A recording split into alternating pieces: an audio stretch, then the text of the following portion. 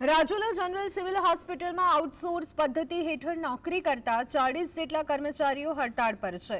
5 જેટલા કર્મચારીઓને ગેરકાયદેસર રીતે સસ્પેન્ડ કરાતા અન્ય કર્મચારીઓમાં રોષની લાગણી ફેલાઈ છે। કર્મચારીઓએ અમરેલી કલેક્ટર કચેરીએ પહોંચી ઈચ્છા મૃત્યુની માંગ કરતું આવેદનપત્ર રજૂ કર્યું। આગામી દિવસોમાં ન્યાય નહીં મળે તો ઉગ્ર કાર્યક્રમ કરવાની પણ ચીમકી ઉચ્ચારી છે। આઉટસોર્સના કર્મચારીઓ પાસે કોન્ટ્રાક્ટર પૈસા માંગી અને કર્મચારીઓનું શોષણ કરતા હોવા ગંભીર આક્ષેપ છે।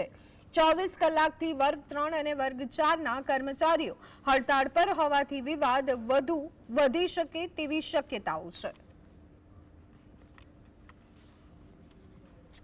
આ એલોસિસ નામની જે કંપની છે કોન્ટ્રાક્ટની, એમના દ્વારા રાજુલા જનરલ હોસ્પિટલની અંદર 40 જેટલા કર્મચારીઓને મેઇન પાવર પૂરો પાડવામાં આવેલ છે। એની અંદર આ કોન્ટ્રાક્ટરો આ લોકોને 40 કર્મચારીઓને ખાલી એના ડોક્યુમેન્ટ વેરિફિકેશનના રૂપાળા નામ હેઠળ બોલાવે છે અને પછી એમની પાસે 20-20 હજારની માંગણી કરે છે।